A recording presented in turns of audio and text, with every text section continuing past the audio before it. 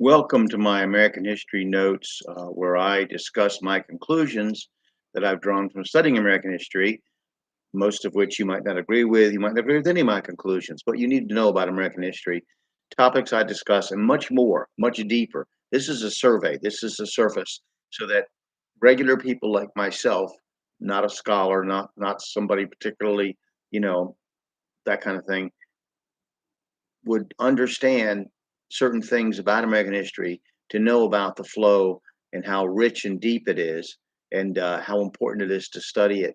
Um, so I'm going to start today with President Monroe. James Monroe had fought in the Revolutionary War and risen to the rank of lieutenant colonel. He went on to serve in the Virginia legislature, then served as a member of Virginia's delegation to Congress, a U.S. Senator from Virginia, U.S. Minister to France, Governor of Virginia, and helped to negotiate the Louisiana Purchase. He went on then to be the U.S. Minister to Great Britain, served a second time as Governor of Virginia, then the U.S. Secretary of State, U.S. Secretary of War, and finally the fifth President of the United States from 1817 to 1825. This accomplished politician uh, and diplomat took office at a particularly peaceful time in U.S. history and tried his best to keep it that way. His cabinet was considered one of the strongest and most stable in U.S. history. His Secretary of State was the son of the second president, John Quincy Adams, and his Secretary of War was John C. Calhoun, the pro slavery ideologue from South Carolina. The White House was still being rebuilt. The conflicts that would later plague the country were always bubbling below the surface, however. When Jefferson had underscored the doctrine of separation of church and state in his letter to the Danbury Baptists, ensuring that this was to protect freedom of religion, not to institute a new doctrine of freedom from religion as thought today, there was a concern about government intrusion into religious faith. But for now, things look promising.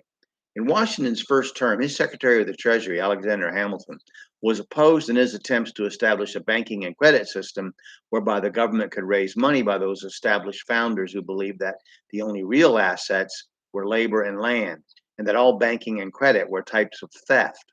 The idea of the federal government borrowing money, excuse me, was an abomination to some, and this fight over a federal bank would continue for some time.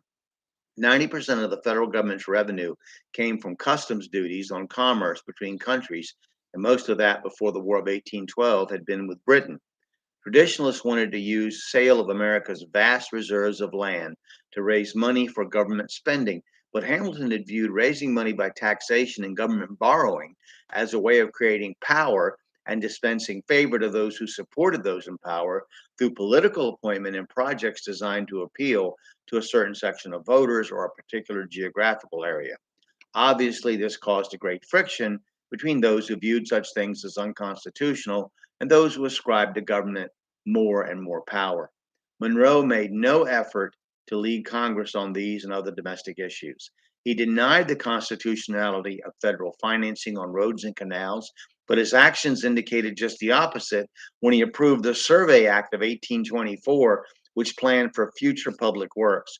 Protective tariffs were increased under Monroe, which did not please the South, but he approved admitting Missouri as a slave state. So, as a good politician, he played both sides against the middle in regard to domestic affairs.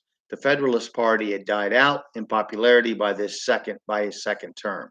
And we're going to continue our discussion of that era of American history next, but that's all for now. Thank you.